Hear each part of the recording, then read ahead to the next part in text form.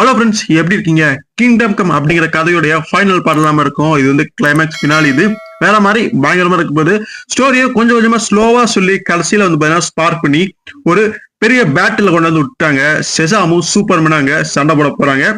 என்னதான் செசாமோட சூப்பர்மேன் பவர்ஃபுல்லா இருந்தாலுமே ஒரு வீக்னஸ் இருக்குது. அது செசாமுடைய அந்த ஒரு எலக்ட்ரிக்கல் ஷாக் தான். அது சூப்பர்மேனை பலவீனப்படுத்து. அதனால சூப்பர்மேனால சமாளிக்கிறதுமே ஒரு கஷ்டமான ஒரு விஷயம் தான். சோ என்ன நடக்க போகுது, அங்க பூமிக்கு என்னாச்சு, அங்க இருக்கக்கூடிய அந்த மெட்டா ஹியூமன்ஸ் இவங்க என்ன ஆனாங்க, பேட்மேன் என்ன பண்ண போறாரு, அங்க இருக்கக்கூடிய கவர்மெண்ட் என்ன பண்ணாங்க அப்படிங்கறது எல்லாத்துக்குமே விடைகான பின்னாலேயே பாத்திரலாம். வாங்க வீடியோக்குள்ள போயிடலாம்.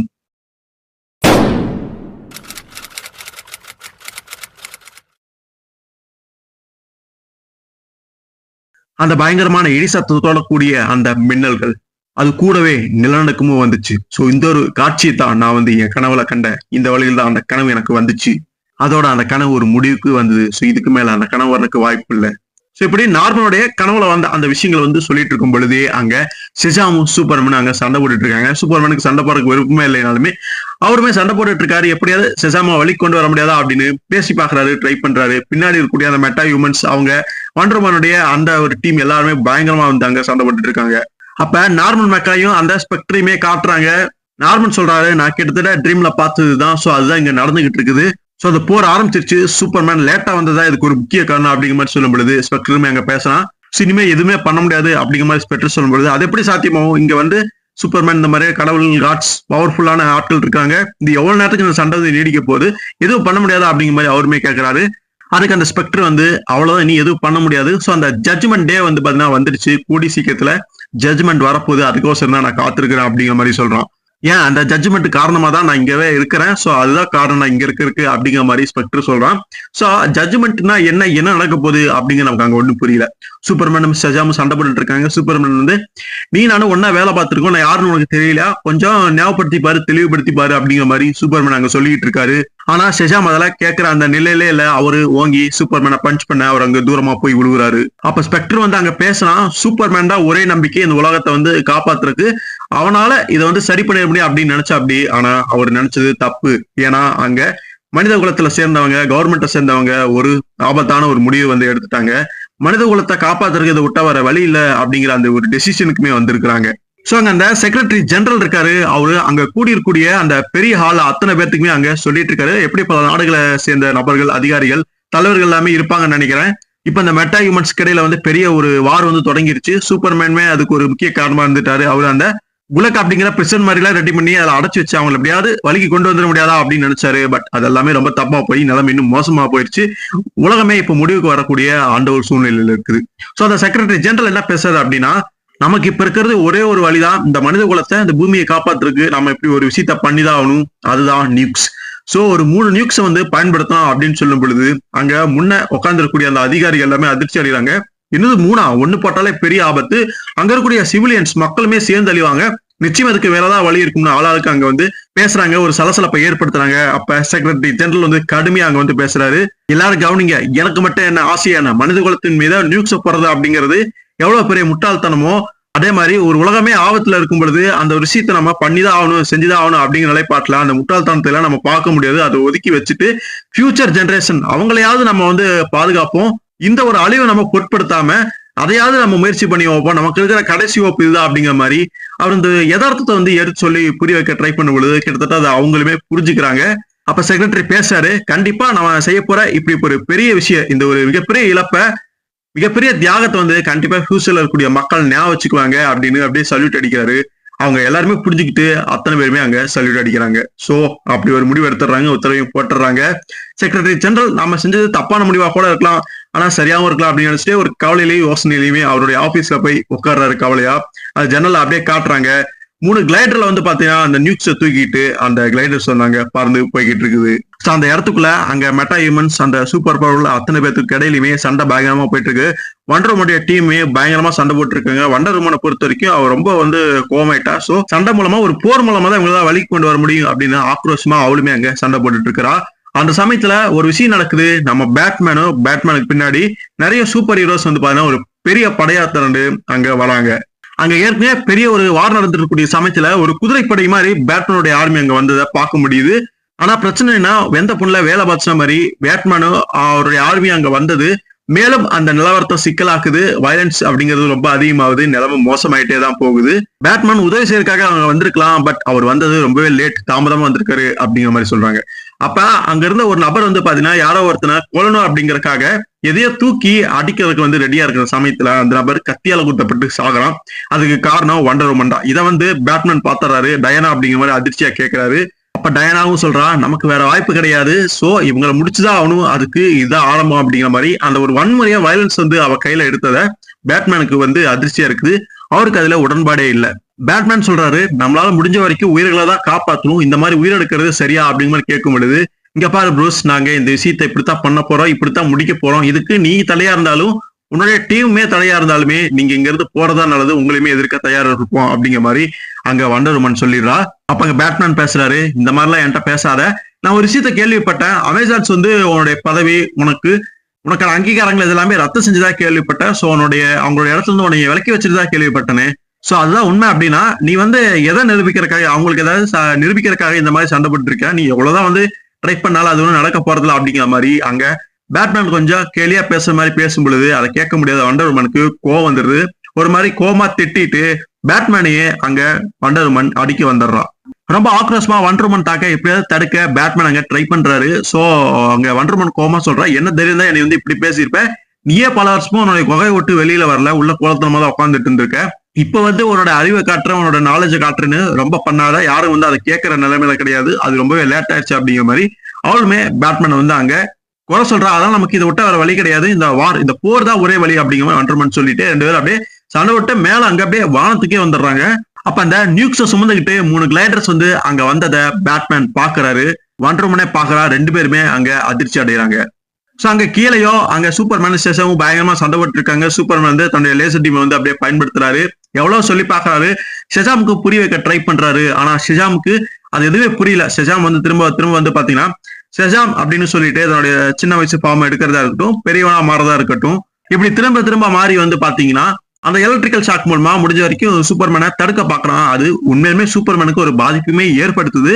சோ ஷெசாம் அப்படின்னு சொல்லும்போது சின்ன வயசு ஃபார்ம் அப்படிங்கறதுக்காக சின்ன பையனால ஒண்ணு மாறல. இதை கதையை ரொம்ப அட்வான்ஸா நடக்கிறதுனால பெரியாளா தான் அவர் ஷெசாம் அப்படின்னு சொல்லும் பொழுது பெரியாளா இருக்க மாதிரி தான் காட்டுறாங்க. ஏன்னா அவருடைய காஸ்டியூம் வந்து அப்போ கோட் சூட் போட்டு வேற ஒரு மனுஷனா இருக்கிற மாதிரி காட்டுறாங்க. திரும்ப மேல வராங்க. அங்க டயானாவும் நம்ம பேட்மேன் இருக்காங்க. அந்த கிளைடர்ஸ் வரதை பார்த்தோன்னே பேட்மேன் சொல்றாரு, உன்னுடைய கண்ணை நல்லா திறந்து பாரு டயானா, வார் தான் ஒரு முடிவுக்கு நீ சொன்ன, ஆனா இப்ப வந்துட்டு இருக்குது இது வந்து வார் பிரிங்கர்ஸ், நியூக்ளியர் கேரியர்ஸ், நியூக்க வந்து சுமந்துட்டு வந்துட்டு இருக்குது. இது கீழே விழுந்தா என்ன ஆகுது, எவ்வளவு பேர் இறப்பாங்க. நம்ம வயலன்ஸ் வந்து நம்ம கையில எடுக்கிற பிரச்சனை கிடையாது, ஆனா அது மூலமா மக்கள் சிவிலியன்ஸ் தான் இங்க சாவறாங்க. அதை வந்து நம்ம முதல்ல புரிஞ்சுக்கணும் அப்படிங்கிற மாதிரி அவர் தெளிவா அந்த உண்மையை வந்து அங்க சொல்றாரு. அது உன்னுடைய சோல் வந்து உன்னுடைய ஆன்மா வந்து அமேசான்ஸோட ஒத்து போகுது. சோ அவங்க சண்டை போடுவாங்க, அதே சமயத்துல நல்ல பிளானுமே வச்சிருப்பாங்க. பிளான் படி திட்டத்தின்படி ரொம்ப கவனமாவும் செயல்படுவாங்க அப்படின்னு சொல்லும் பொழுதுதான் அந்த நிலவரத்தை வண்டர் உமன் அங்க ரியலைஸ் பண்ண ஆரம்பிக்கிறான். உடனே வந்து பாத்தீங்கன்னா அங்க வண்டர் உமனும் பேட்மேனும் செயல் இறங்க ஆரம்பிக்கிறாங்க. ஆளுக்கு ஒரு கிளைடர் வந்து பாத்தீங்கன்னா அட்டாக் பண்ண போறாங்க. அதாவது அந்த நியூக் வந்து கீழே போடாதபடி எப்படியாவது அந்த தடுக்கணும் அப்படின்னு சொல்லிட்டு அவங்கள வந்து அட்டாக் பண்றாங்க. அந்த கிளைடர் வந்து பாத்தீங்கன்னா செயல்படாம இது பண்ணிடுறாங்க. அந்த நியூக்ஸ் வந்து அது வெடிக்க முடியாதபடி எப்படி ஒண்ணு பண்ணிடுறாங்க. ஆனா ஒரு பிளைட் மட்டும், ஒரு கிளைடர் மட்டும் அங்க வந்துருது. சோ பைலட் இப்படியே சாமர்த்தியமா அதை ஓட்டிட்டு வந்து அந்த நியூக் வந்து அங்க லான்ச் பண்ணிடுறாரு. அங்க பேட்மேனாலையும் டயானாலையும் அதுக்கு மேல அங்க ஒண்ணும் பண்ண முடியாது, அது உழுவுறதுதான். சோ அதை தடுக்கிறதுக்கு யார் என்ன பண்ண போறா எதுன்னு தெரியல. கீழே என்னடானா அங்க அதை பார்த்த நார்மனுமே அதிர்ச்சி அடைகிறாரு. சோ அங்க கீழே என்னடானா ஷெசாமும் சூப்பர்மேனும் இன்னும் சண்டை போட்டுக்கிட்டு தான் இருக்காங்க. ஷெசாம் திரும்ப திரும்ப அவரு தன்னுடைய உருவத்தை மாத்தி மாத்தி வந்து பாத்தீங்கன்னா சூப்பர்மேன் அட்டாக் பண்றது மூலமா அவருடைய காதுலயே ரத்தம் வர ஆரம்பிக்குது. அவர் ரொம்ப வந்து வீக்கா அங்க ஃபீல் பண்ண ஆரம்பிக்காரு. பட் ரொம்ப கோபத்துல இருக்காரு. அதனால பொறுமை இருந்து அவரு போதும் அப்படின்னு சொல்லிட்டு திரும்ப ஷெசாம் அப்படின்னு சொல்ல வரதுக்குள்ள அங்க வாயை வந்து பாத்தீங்கன்னா சூப்பர்மேன் பொத்திடுறாரு. இப்ப அவரு நார்மலான அந்த கஸ்டியூம்ல இருக்காரு. அவரு பவரோட அந்த ஒரு இதுல இல்ல. அங்க சூப்பர்மேனுடைய காதுல ரத்த வரதையுமே பார்க்க முடியுது. சோ அந்த அளவுக்கு அந்த ஷெசாம் அந்த ஒரு எலக்ட்ரிக்கல் அந்த இதோட பாதிப்பு வந்து அவருக்கு இருந்திருக்குன்னு தெரியுது. சோ அப்படியே மேல பாக்குறாரு. சோ அந்த ஒரு நியூக்கு வந்து பாத்தீங்கன்னா கீழே வந்துகிட்டு இருக்குது. சோ விழுந்ததுன்னா அவ்வளவுதான், அங்க இருக்கிற அத்தனை பேருமே இறந்துருவாங்க. சோ உடனே வந்து பாத்தீங்கன்னா அங்க ஷெசாம் கிட்ட தெளிவா அழுத்தம் திருத்தமாங்க சூப்பர்மேன் பேச ஆரம்பிக்கிறாரு. அதுக்கு முன்னாடி நார்மனையும் அந்த ஸ்பெக்ட்ரி வந்து காட்டுறாங்க. ஸ்பெக்டர் வந்து சொல்றான், சோ ஜட்ஜ்மெண்ட் அந்த நேரம் வந்துருச்சு. சோ இவ்வளவு நேரம் நம்ம பார்த்துட்டு இருந்தது இந்த என்டையர் ஜேர்னிய இந்த ஒரு மொமெண்ட்டுக்காக தான் காத்திருக்கு அப்படிங்கிற மாதிரி சொல்லுது. உலகத்தோட விதியே இதுலதான் இருக்குது. சோ ஹியூமன்ஸும் அந்த மெட்டா ஹியூமன்ஸும் வயலன்ஸ் வந்து போய் ஷேர் பண்ணி இருந்திருக்காங்க. சோ இது எங்க போய் முடிய போகுது, எர்த்துக்கு எப்படி அமைய போகுது இந்த பேட்டில் வந்து அப்படிங்கிற மாதிரி ஸ்பெக்டர் சொல்லுது. அப்ப ஸ்பெக்டர் வந்து கேட்கற அப்படின்னு ஆர்வனை பார்த்து, சோ இதுக்கெல்லாம் இப்படிப்பட்ட விளைவுகளுக்கெல்லாம் யார் காரணம், இப்படி நடந்ததுக்கு யார் காரணம், எது காரணம், ஹியூமன்ஸா இல்ல சூப்பர் ஹியூமன்ஸா என்கிட்ட சொல்லு நார்மன், ஜட்ஜ் பண்ணணும், கரெக்டா ஜட்ஜ் பண்ணணும் அப்படின்னு சொல்லும் பொழுது, ஆனா ஏன் நான் ஏன் சொல்லணும் அப்படிங்கிற மாதிரி அங்க நார்மன் கேட்கும் பொழுது, ஏன்னா உன்னுடைய சோல் தான் எனக்கு கைட் பண்ணிருக்கு, உன்னுடைய அந்த ட்ரீம் தான் கைட் பண்ணிருக்கு, அதனால நீ தான் சொல்லணும், சோ கேர்ஃபுல்லா ஜட்ஜ் பண்ணி சொல்லு அப்படிங்கிற மாதிரி அங்க ஸ்பெக்டர் வந்து பேசுறான். சோ அங்க சூப்பர்மேன் வந்து பாத்தீங்கன்னா செசாமுடைய வாயை பொத்திக்கிட்டே அப்படியே பேசுறாரு. எனக்கு எனக்கு தெரியல, நீ பாக்குறியா, உனக்கு ஏதாவது தெரியுதா அப்படிங்கிறது எனக்கு தெரியல, ஆனா இப்ப நான் எடுத்த முடிவுகள்னாலதான் இன்னைக்கு இந்த விஷயம் வந்து இவ்வளவு தூரம் கொண்டு போய் விட்டுருக்குது, எல்லாமே தப்பாயிருச்சு. சோ கவனமா கேளு பிளி, இதுக்கு முன்னாடி எல்லாமே நீ கேட்டதை விட இப்ப ரொம்ப கவனமா கேளு, பொறுமையா கேளு, உன்னை சுத்தி பாரு, என்ன மாதிரியான விஷயங்கள் நடந்துட்டு இருக்கு, என்ன மாதிரியான கலைபுரம் நடந்துட்டு இருக்குது, எல்லாம் அவங்களே வந்து அடிச்சுக்கிட்டு இருக்காங்க. பட் அதெல்லாம் ஒரு மோசமா பாம் வந்து விழுந்துகிட்டு இருக்குது, இங்க இருக்கக்கூடிய அத்தனை பேருமே இறந்து போயிருவாங்க, இல்ல அப்பாவிங்களுமே நிறைய பேர் இருக்கிறாங்க. சோ நான் அந்த பாமை தடுத்து நிறுத்த போறேன், சோ அதுக்கு நீ அலோவ் பண்ணணும். சூப்பர் ஹியூமன்ஸா இருந்தாலும் சரி, ஹியூமன்ஸா இருந்தாலும் சரி, அவங்க இந்த பூமிக்கு ஒரு வரம், அவங்க இங்கதான் வாழ்ந்தாகணும் அப்படிங்கிறது நீதி, அது யாரும் எதுவும் பண்ண முடியாது. சோ இப்ப நான் ஒரு முடிவு எடுக்க போறேன். சோ இங்க நான் வந்து மனுஷனும் கிடையாது, கடவுளும் கிடையாது, ஆனா நீ அப்படி கிடையாது, ரெண்டுமே நீ தான்.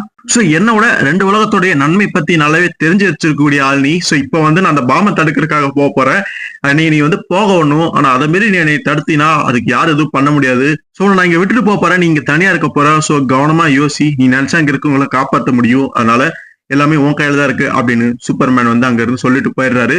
சோ செசாம் இதெல்லாமே சூப்பர்மேன் சொல்லும் பொழுது அவர் கண்கள்ல இருந்து கண்ணீர் வருது. சோ அதுவே பதில் சொல்லிடுது. செசாம் அங்க அந்த லெக்ஸ் லூத்தருடைய அந்த ஒரு பிரெயின் வாஷிங்ல இருந்து விடுபட்டுட்டாரு அப்படின்னு தெரியுது. சோ இப்ப அவரு கொஞ்சம் நார்மல் ஆயிட்டாரு. பட் அங்க அவர் என்ன செய்ய போறாரு அப்படின்னு தெரியல. சூப்பர்மேன் வந்து பாத்தீங்கன்னா செசாம் அங்க விட்டுட்டு அந்த பாம்பை தடுக்கிறதுக்காக வேகமா பறந்து போறாரு.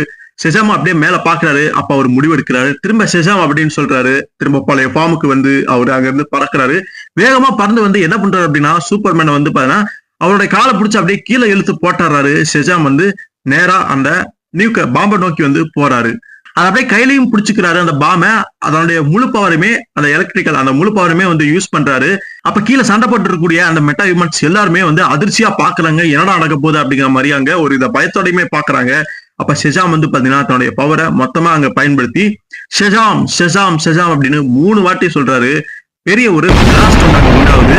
அந்த சமயத்துல அந்த நியூக் வந்து அங்க வெடிச்சிருது. பட் ரொம்ப தொலைவில் வானத்துல ஹைட்டா போனதுனால கீழே சேதாரம் வந்து கம்மியா தான் இருக்கும். பட் இருந்தாலுமே கீழே காட்டுறாங்க.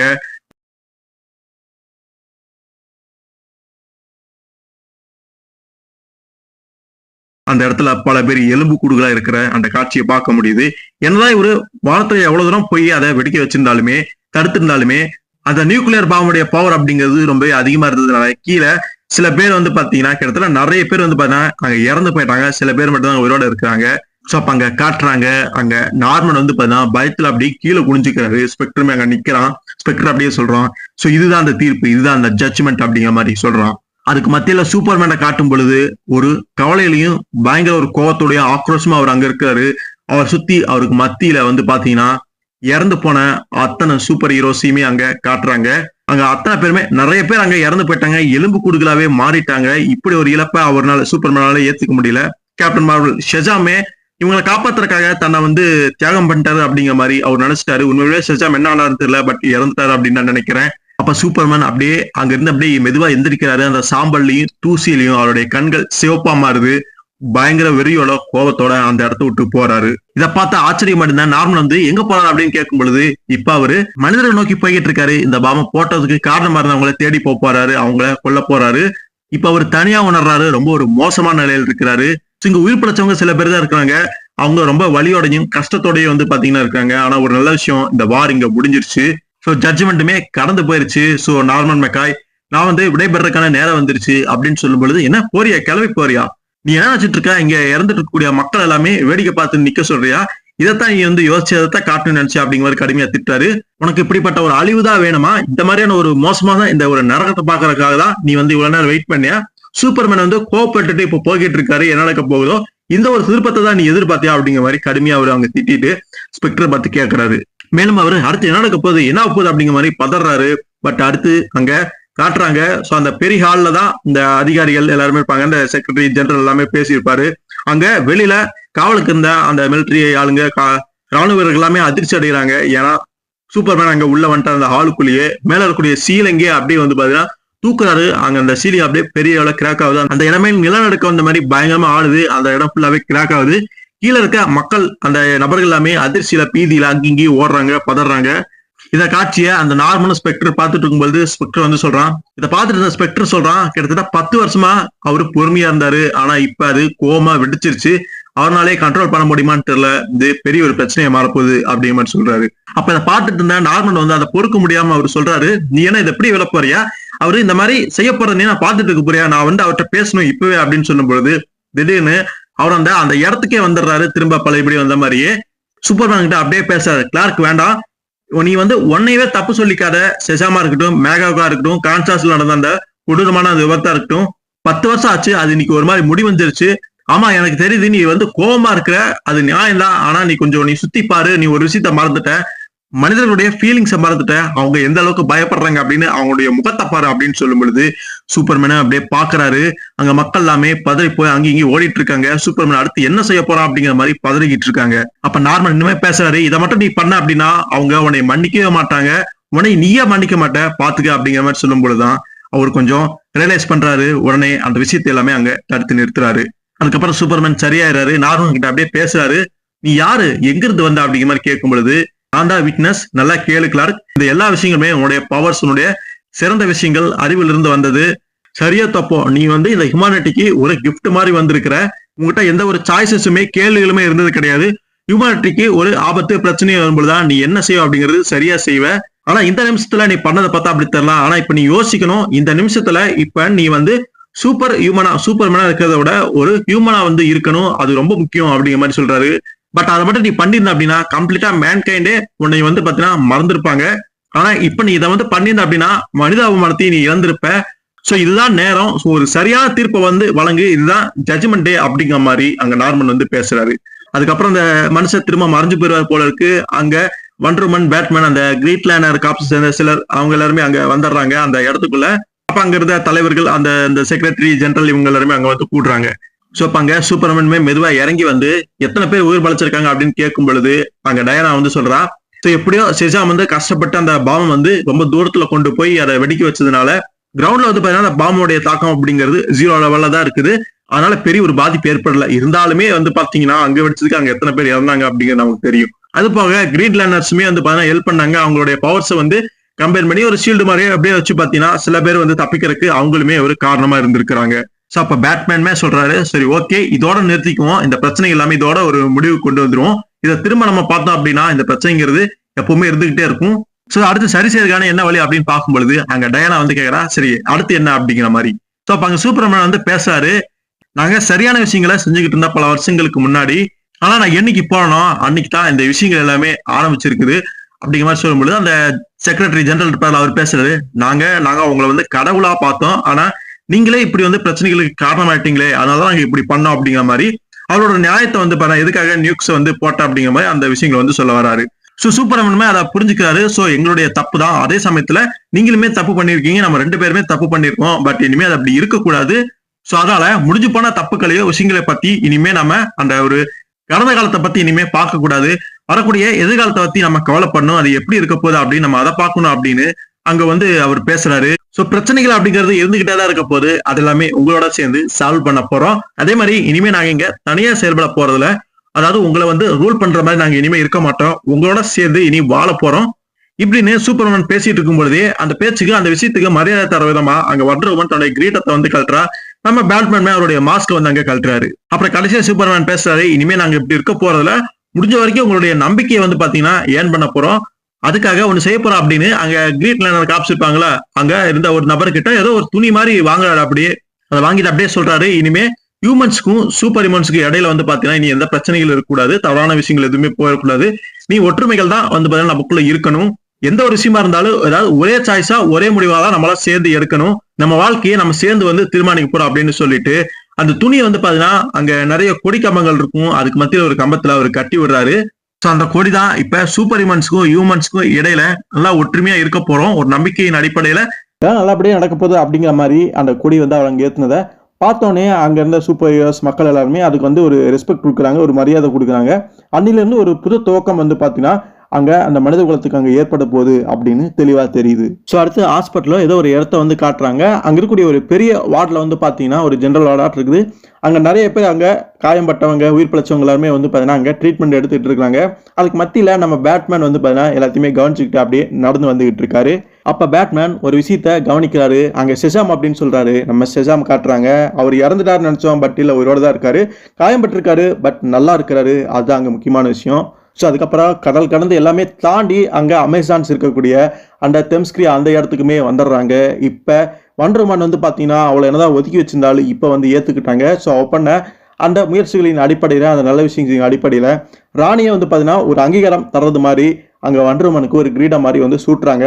சித்தரக்க வண்டர்மேன் வந்து ஒரு தோத்து போன ஃபெயிலான ஒரு ஸ்டூடெண்ட் கிடையாது. இப்போ வந்து எல்லாமே தெரிஞ்ச ஒரு ஆசான் மாதிரி ஒரு டீச்சராக வந்து பார்த்தீங்கன்னா அவங்க அங்கே மாறி இருக்கிறாங்க. ஸோ அடுத்து உலக நாடுகள் எல்லா தலைவருமே அங்கே அந்த இடத்துல உட்காந்துருக்கிறாங்க.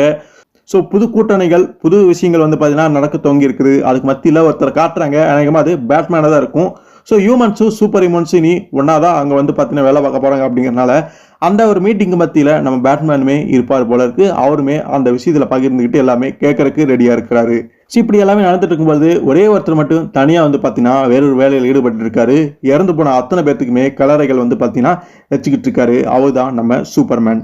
ஸோ அங்கே அந்த சூப்பர் ஹியூமன்ஸ் அந்த பாம்னால வெடிச்சதுக்கு தானுமே ஒரு காரணம் அப்படிங்கிறத வந்து பார்த்தீங்கன்னா தெளிவாக புரிஞ்சு வச்சிருக்காரு சூப்பர்மேன்.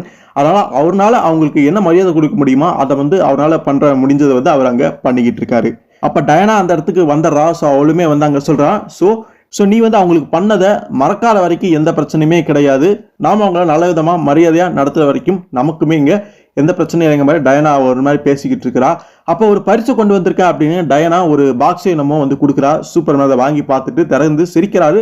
உள்ள என்ன இருக்கு அப்படின்னா அவருடைய அந்த கண்ணாடி. ஸோ கடந்த காலங்களில் அவர் வந்து பார்த்தீங்கன்னா ஹியூமனா மக்கள் மத்தியில் உழவிட்டு இருக்கும் பொழுது ஒரு கண்ணாடி தான், ஒரு ஸ்பெக்ஸ் தான் அவர் போட்டிருப்பாரு. ஸோ அது மாதிரி ஒரு ஸ்பெக்ஸை டயனா கிஃப்டாக தரும் பொழுது அந்த சமயத்தில் ரெண்டு பேரும் அவங்களுடைய அன்பை வந்து அங்கே பரிமாறிக்கிறாங்க. அப்போ டயனா சூப்பர்மேன் கிட்ட சொல்லிட்டு போறா, அவளுக்கு ஏதோ வேலை இருக்கும் போல இருக்கு. இங்கே நம்ம சூப்பர்மேன் அவருடைய வேலையை பார்க்க ஆரம்பிச்சிடறாரு, விவசாயம் பார்க்க ஆரம்பிச்சிடறாரு. அங்கே பெருசாக கலப்பியாட்டம் என்னமோ இருக்குது. அதை வந்து பார்த்தீங்கன்னா தன்னுடைய பவர் மூலமாக வந்து பார்த்தீங்கன்னா அங்கே அந்த நிலத்தையே உழுதுகிட்டு இருக்காரு. ஸோ அடுத்து அங்கே நார்மனையும் ஸ்பெக்ட்ரி வந்து காட்டுறாங்க. நார்மன் வந்து கேட்குறாரு, நீ ஃபர்ஸ்ட் நாள் வந்தப்ப நீயும் ஒரு ஹியூமன் மாதிரி அப்படிங்கிற மாதிரி ஏதோ சொல்ல வந்த, நீ ஹியூமன் ஒன்று தாங்கிற மாதிரி ஏதோ சொல்ல வந்த. ஸோ அது உண்மைனா இப்போ நீ வந்து உன்னை காட்டலாமே, ஏன் இன்னும் காட்டாமல் இருக்க, உன்னை பற்றி காமிச்சிக்காமல் இருக்க அப்படின்னு சொல்லும்பொழுது இது ஒரு நல்ல கேள்வி அப்படின்னு அந்த ஒரு முகத்திரையை வந்து பார்த்தீங்கன்னா அவர் முடிந்த அந்த இதை வந்து பார்த்தீங்கன்னா எடுக்கிறாரு. ஒரு நார்மலான ஒரு ஹியூமன் மாதிரி தான் அவர் அங்கே இருக்கிறாரு. ஸோ ஸ்பெக்டர் நமக்கு தெரியும், நம்ம பார்த்துருப்போம். ஸோ அவர் தான் அது.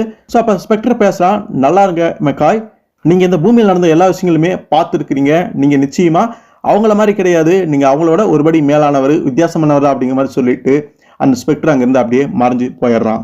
ஒரு டைமில் ஸ்பெக்டருமே ஒரு சூப்பர் வில்லனோ சூப்பர் ஹீரோ மாதிரி தான் நமக்கு வந்து அங்கேயே இருக்கிற மாதிரி தான் நமக்கு காமிச்சிருப்பாங்க. பட் இந்த இடத்துல இந்த கதையில் ஒரு கோஸ்ட் மாதிரி ஜஸ்ட் வந்துட்டு போகிற மாதிரி நமக்கு காமிச்சிருக்காங்க. குறிப்பாக நார்மன் மெக்காய்க்கு ஒரு விஷன் மாதிரி நடக்கக்கூடிய விஷயங்களை சொல்லிட்டு போகிற ஒரு நபர் மாதிரி காமிச்சிட்டு முடிச்சிருக்காங்க. ஸோ அதுக்கப்புறம் நார்மன் மெக்காய் தன்னுடைய சர்ச்சுக்கு அந்த கமிட்டிக்குமே திரும்பிடுறாரு. அந்த சர்ச்சில் அங்கே கூடியிருக்கூடிய அந்த மக்கள்கிட்ட நல்லா பாசிட்டிவாக பேசிட்டு இருக்காரு. கனவு அப்படிங்கிறது ஒரு தீர்க்க தரிசனமோ ஒரு தியரி அப்படிங்கிற மாதிரி மட்டும் எடுத்துக்க முடியாது, அதுதான் எதிர்காலம் அப்படிங்கிற மாதிரி சொல்லிட்டு நிறைய விஷயங்களை அவங்க பாசிட்டிவா பேசிட்டு இருக்காரு. நம்பிக்கை தான் வாழ்க்கையில ஒரு பிரகாசமான ஒரு விஷயம், பயத்துக்கு வந்து நம்ம வந்து இடம் கொடுக்கவே கூடாது அப்படின்னு சொல்லிட்டு எல்லாருமே கடவுளுடைய பார்வையில நல்லா இருங்க ஆமன் அப்படிங்கிற மாதிரி அவருடைய ஸ்பீச்சை வந்து அங்க சொல்லி முடிக்கிறாரு. ஸோ அதுக்கப்புறம் பூமியில எந்த ஒரு பிரச்சனைகளுமே கிடையாது.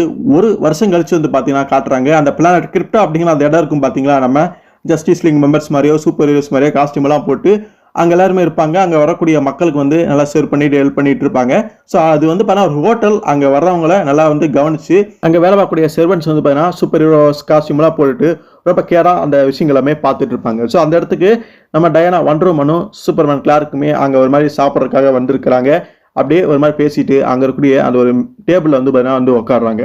அங்கே உட்காந்ததுக்கு அப்புறமா நம்ம டயானா வந்து பார்த்தீங்கன்னா அங்கே இருக்கக்கூடிய ஒரு புக்கை வந்து அந்த ஆர்டர் பண்ணுறதுக்காக படிச்சு பார்ப்போம். அந்த புக்கை வந்து எடுத்து பார்க்குறா. பட் அதில் வேற சில விஷயங்கள்லாம் இருக்குது. சூப்பர் ஹீரோஸுடைய ஐடென்டிட்டி, அவங்களோட பற்றின டீட்டெயில்ஸ், அந்த பவர்ஸ் எல்லாமே போடப்பட்டிருக்கு. அதை பார்த்துட்டு இருக்கா.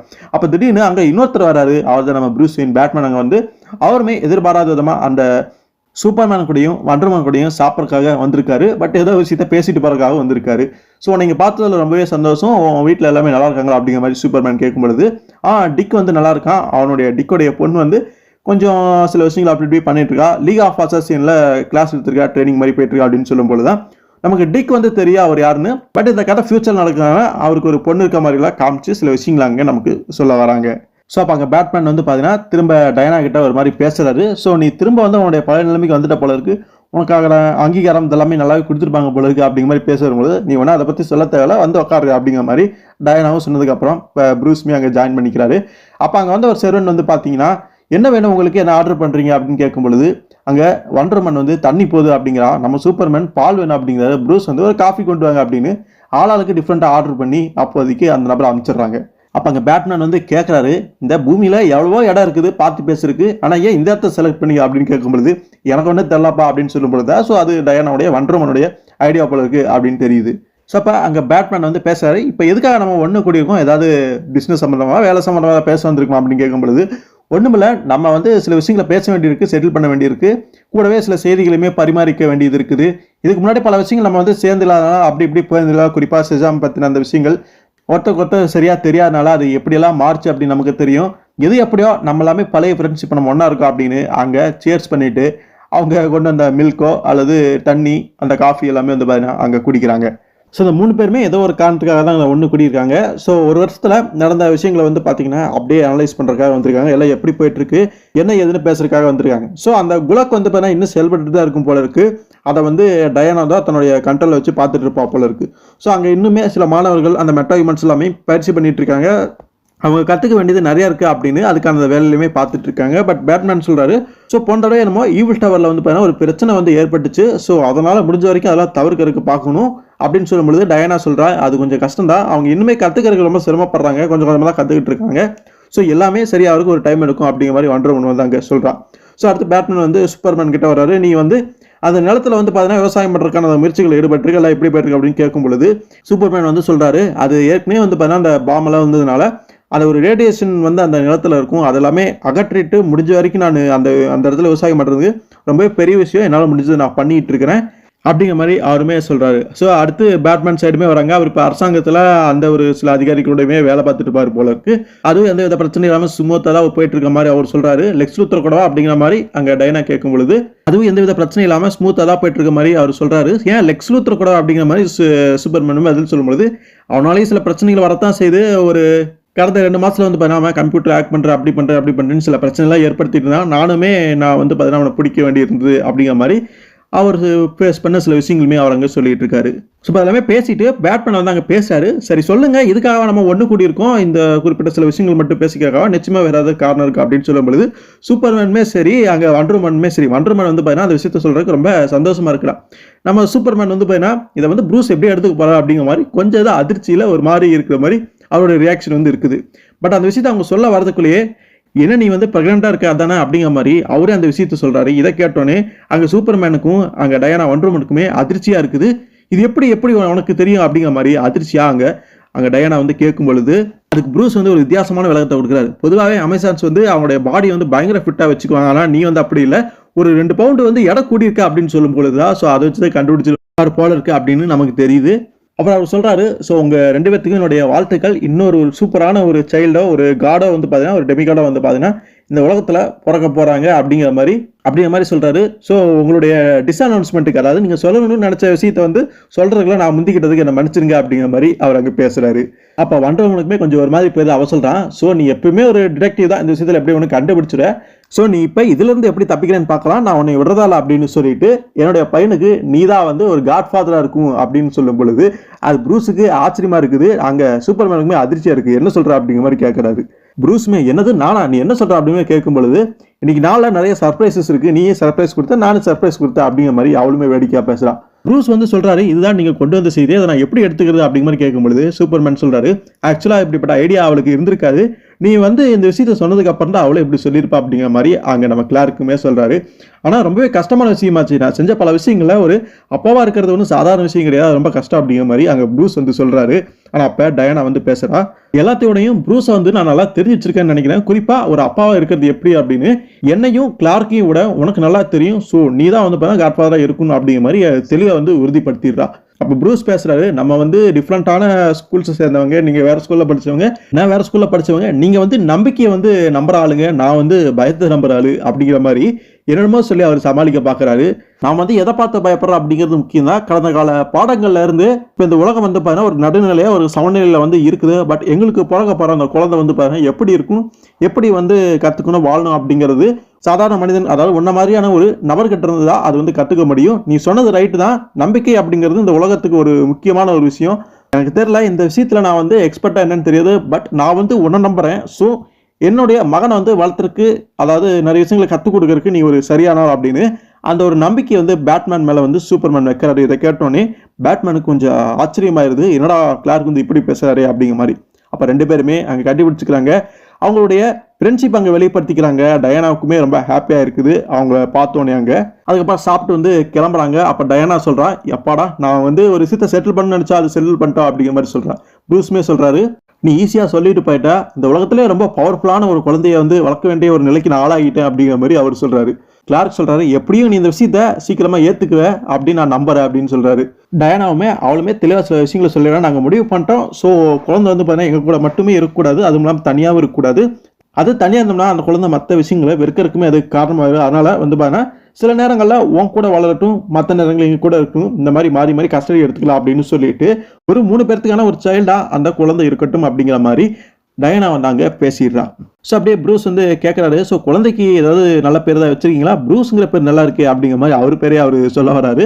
அப்புறம் அப்படியே பேசிட்டு போகும் பொழுது அங்கே இன்னும் 2 நபர் பேர் இருக்கிறாங்க. அது அந்த நார்மனு ஸ்பெக்ட்ரும் தான். அவங்க எல்லாம் டெய்லியுமே அதே டியூட்டியாக பார்க்க ஆரம்பிச்சிட்டாங்களா என்னன்னு தெரியல. பட் அவங்க வந்து பார்த்தீங்கன்னா அவங்கள ஃபாலோ பண்ணிட்டு தான் இருக்காங்க. இதை அப்படியே போகிற போக்கில் கிளார்க்கு, டயானா, ப்ரூஸுமே சாதாரணமாக பார்த்துட்டு அப்படியே போகிறாங்க. அப்படியே போயிட்டு இருக்கும்போது ப்ரூஸ் வந்து சொல்ற, அப்படி சூப்பர்மேன், வண்டர் உமன், பேட்மேன் இந்த 3 பேர்த்துக்கான அந்த குழந்தை வந்து எப்படி இருக்க போகுது இந்த உலகத்துல அப்படிங்கிற மாதிரி கிளார்க் சொல்றாரு. கண்டிப்பா நீதி, உண்மை இந்த வழிகளில் அமெரிக்கா வந்து ஒரு புது வழியில போறப்போ என்னுடைய சைல்டு, என்னுடைய குழந்தை வந்து எப்படி செயல்பட போகுது அப்படிங்கிறத நானே பார்க்கறதுக்கு ரொம்ப ஆர்வமா இருக்கேன் அப்படிங்கிற மாதிரி கிளார்க் சொல்றாரு. ஸோ இப்போ நம்ம வீட்டுக்கு போகலாம் வாங்க அப்படின்ட்டு 3 பேருமே அந்த கடையை விட்டு அப்படியே வெளியில போறாங்க. நம்மளுடைய எதிர்காலத்தை வந்து பார்க்க போவோம் அப்படின்னு அப்படியே பேசிகிட்டே போகிறாங்க. ஸோ அதோட இந்த கதை வந்து பார்த்தீங்கன்னா இங்கே முடியுது. ரொம்பவே ஒரு சூப்பரான ஒரு லாஸ்ட்லலாம் உண்மையிலுமே வந்து பார்த்தீங்கன்னா கொஞ்சம் எமோஷன்ஸ் வந்து உள்ளே வந்து வச்சு பார்த்தீங்கன்னா இந்த கதை வந்து விளாண்டுருப்பாங்க. உண்மையிலுமே அமேசிங்காக இருந்தது. குறிப்பாக லாஸ்ட்டில் நம்ம பேட்மேன், வண்டர் உமன், சூப்பர்மேனுக்கு இடையில அவங்களுக்குள்ளே நடந்த அந்த கான்வர்சேஷன், அப்புறம் வந்து பார்த்தீங்கன்னா சூப்பர்மேனுக்கும் வண்டர் உமனுக்கும் இப்போ ஒரு குழந்தை பிறக்க போகுது. ஸோ அது சார்ந்த அந்த கான்வர்சேஷன் அப்படின்னு ஒரு எண்டிங் வந்து சூப்பராக வந்து இப்போ மனசு அப்படியே நெகிழ வச்ச மாதிரி ஒரு அற்புதமான ஒரு எண்டிங்காக இருந்தது. கதையுமே ஒரு டார்க் டோனில் ஆரம்பித்து கொஞ்சம் கொஞ்சமாக என்னதான் நடக்குது, இந்த என்ன பிரச்சனை அப்படிங்கிறத நார்மலுடைய பார்வையிலேயே ஸ்பெக்டருடைய பார்வையிலுமே காமிச்ச விதம்ங்கிறது ரொம்ப அமேசிங்காக இருந்தது. ஒரு மாதிரி கதை ஸ்லோவாக போன மாதிரி தெரிஞ்சாலுமே லாஸ்ட்டில் வந்து ஒரு பெரிய பேட்டில் மாதிரி நடந்து ஷெசாம் அதில் வந்து ஒரு கீ ஃபேக்டராக முக்கியமான ஒரு ரோல் வந்து வகிச்சு கதையை டிஃப்ரெண்ட்டாக அந்த சில ட்விஸ்ட் அண்ட் டர்ன்ஸ் ஓப்பன் பண்ணது எல்லாமே ரொம்ப சூப்பராகவே இருந்தது. கண்டிப்பாக இந்த மாதிரி ஒரு டிசி கதையை நம்ம இப்போ தான் பார்க்குறோம். கண்டிப்பாக ஒரு ஆக்ஷன் பேக்காக இருக்கக்கூடிய கதைகள் அதிகம் பார்த்துருப்போம். இப்போ நம்ம பார்த்த இந்த கதை கொஞ்சம் டிஃப்ரெண்ட்டாக இருக்கும். பட் நீங்கள் லைக் பண்ணியிருந்திருப்பீங்க அப்படின்னு நான் நினைக்கிறேன். ஸோ இது மாதிரியான சுவாரஸ்யமான மற்ற டிசி மார்வல் கதைகள் எல்லாமே நம்ம வந்து வரக்கூடிய நாட்களில் பார்க்கலாம். இந்த வீடியோ உங்களுக்கு பிடிச்சது அப்படின்னா லைக் பண்ணுங்கள், ஷேர் பண்ணுங்கள், அதுக்குமே தெரியப்படுத்துங்க. குறிப்பாக சப்ஸ்கிரைப் பண்ணிக்கோங்க. அடுத்த ஒரு சுவாரஸ்யமான ஒரு வீடியோலையோ ஒரு கதையிலையோ உங்களை சந்திக்கிற வரைக்கும் நன்றி நண்பர்களே.